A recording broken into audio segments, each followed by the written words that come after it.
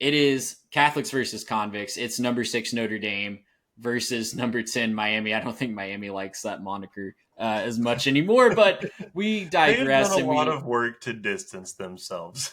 and then they had that booster that Yeah. got caught with all the cocaine on the yacht or something. I don't know. I probably have that story wrong. But anyways, Notre Dame Miami. It's a classic rivalry. It's the first matchup since 2017. Notre Dame leads the series 18-8-1 all time, and is the first. I don't know if you saw this today, Garrett. The Speaking of that 2017 matchup, the Miami official account got community noted today because they tweeted something along the lines of, "Oh, the last time Notre Dame was in Hard Rock Stadium, it didn't end well for them. They weren't so lucky."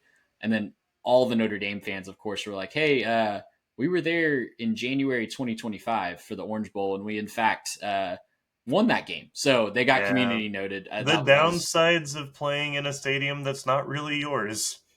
you know, I don't want to dunk on Miami over and over again in this segment. We have a lot of Miami people that watch, but Yeah. listen, this is going to be a fun game. CJ Carr making his first career start for Notre Dame. Carson Beck, of course, coming down from Georgia, making his debut for the Hurricanes.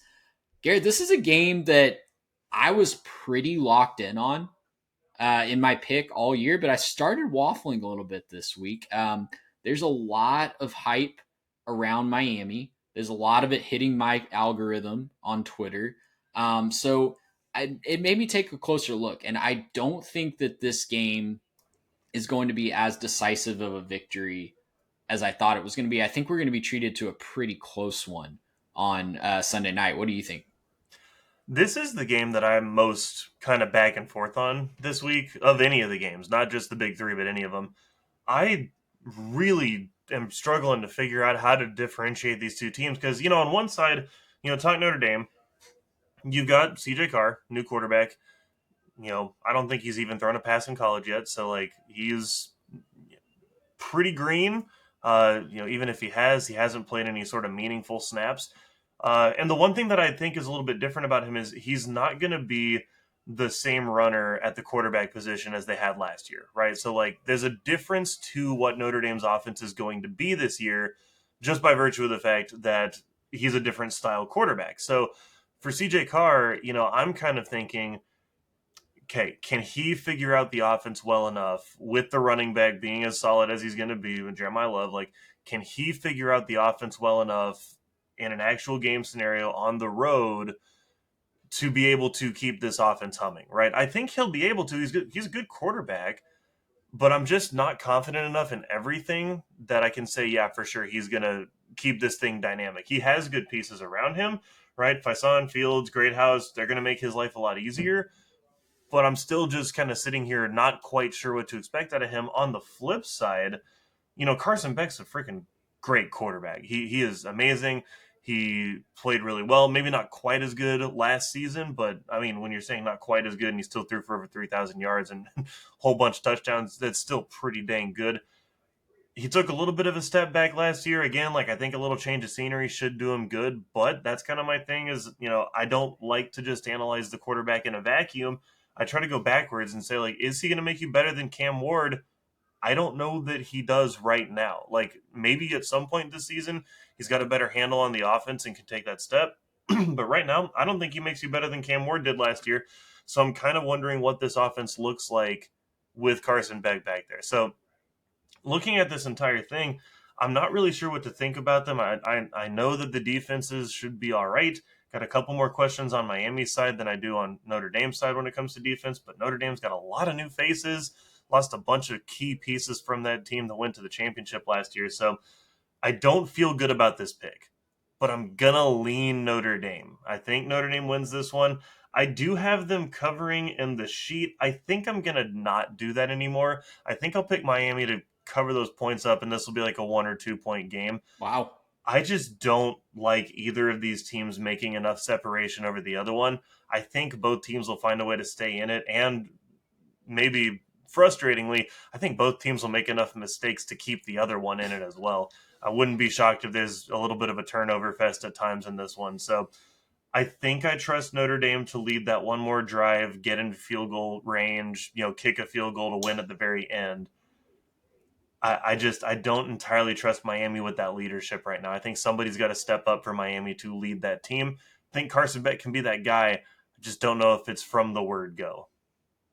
Yeah, so you're calling for a really tight one, I think so. literally I going think down to the so. gun. I love that on a Sunday night. That's exactly what we want in these Well, and non-Saturday. also the off the field thing, it's going to have to be close because it would be way too easy if it was a blowout for us to just start the live stream early. So, That's you know, right. it's, they got to go close so we don't get notes on a winner and we can't make a graphic early on a winner.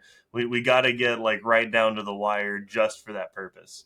I still have PTSD from trying to write the headlines of the Alabama Georgia game That was last year crazy. when it was just certain that Alabama was going to win. Then they lost the lead Yep. and then got it right back. Ryan Williams was him that night, and it was incredible. But yeah, so like I said, I all off season long, I've kind of been almost sharpieing this in as a win for Notre Dame. When we broke down the Fighting Irish with Tyler Noe of Always Talking Ball, I came to the conclusion that this is a Death Star that Notre Dame has built. And funnily enough, there was a comment in when we posted that YouTube video that, hey, we're not the Death Star at Notre Dame. The Death Star blew up.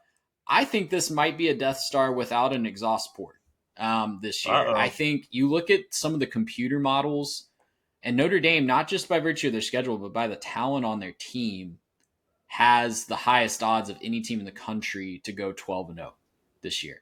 That's not saying that they will go 12-0. I think there is a pretty good chance that as CJ Carr is kind of finding his footing, they might stub their toe against Miami on the road. They might stub their toe against Texas A&M in a couple weeks when the Aggies go up to South Bend. They have some interesting games later on, but those are definitely the two highlights right out of the gate. Mm-hmm. But in this matchup in a vacuum, I just feel like Notre Dame has too much going to help their quarterback. And I worry about what the supporting cast looks like for Carson Beck at this point. Kind of like we talked about with a lot of the other teams. We talked about it with Yep. LSU. We talked about it with Texas. The supporting cast behind the quarterback might not look great. I think by the end of the year, Carson Beck is going to be thankful that he transferred to Miami because his supporting Mm-hmm. cast is going to look a lot better than what he was dealing with at Georgia last year that led the nation in drops. I've been very vocal on the show that I'm calling for a Carson Beck renaissance here this year. But I don't think it starts this week. And I think Exhibit A is just kind of what we saw in Notre Dame's opener last year against Texas A&M. This is a Miami receiving core that I think will find playmakers, but this is a Notre Dame secondary that could be the best in the country. They have a lot of young talent. They have Mm-hmm. so many guys coming back from on the back end from what they had last year.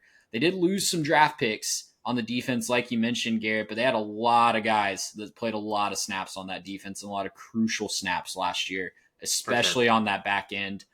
This is a secondary that is great about not giving separation. They even held that Ohio State receiving core not fully in check, but it took until the very end of the game for that bomb to Jeremiah Smith to happen to kind of ice the national championship. So Mm-hmm. I don't see this Miami receiving core right now having the ability to and the chemistry with Carson Beck to exploit the Notre Dame secondary. I see it very similar to what A&M struggled with last year. You and I were at that game. We saw it live. Mm-hmm. There was just microscopic separation for Connor Wigman to try to throw the ball into.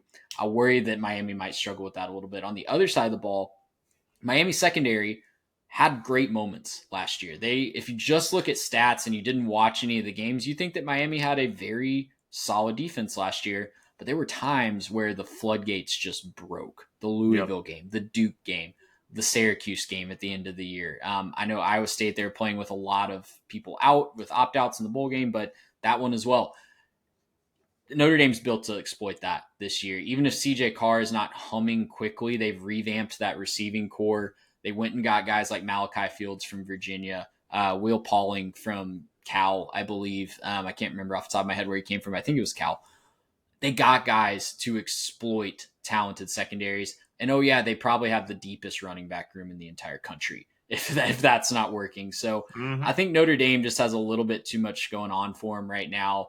Miami, by the end of the year, will be a scary team. I think this could be a Miami team that gets better as the year goes on. And we haven't said that a lot about a Miami Hurricanes team in recent years. But for this week, in this vacuum, in this game, I'm taking Notre Dame probably somewhere in the 27-17 range. I think Miami will keep it close for a little bit, but Notre Dame delivers a knockout blow there towards the end. Yeah, I could definitely see that. I think the only real hesitation for me is just I do think Carson Beck can elevate the team around him a little bit more than I think, CJ Carr will right now. And so that's my only real hesitation on that. But I mean, Notre Dame is the better team, the better roster overall. And again, this is one of those you played this game week 6, week 8, no chance, right? Notre Dame's going to roll straight over them. They're going to be in a rhythm. But for me, I just think, at this point, it's like, I don't really know, man. Carson Beck's played a lot of college football. And he's been really good. So is there a chance that, Carson Beck just drops a nuke on their heads and says, like, I'm him? Like, yeah, there's a real If it chance. turns into a shootout, that certainly favors Miami. Notre Dame Mm-hmm. retooled their offense, but they do not want any part of a shootout, especially with a Yep. guy making his first career start at quarterback. Yeah. So it's a tough one for me to get a beat on. Again, like I was listening to you talk about that. I'm like, yeah, you're swaying me. Notre Dame's better. They're going to win. And then I'm like, yeah, I don't know. And so I just keep fence sitting on this one. I'm not sure. I don't feel good about this one. I will be doing exactly nothing with this game when it comes to our underdog stuff. I'm not touching anything Notre Dame Miami with our underdog stuff this week. I don't know. Jeremiah Love is a fun play on underdog. Maybe. He tends to do well in those underdog contests.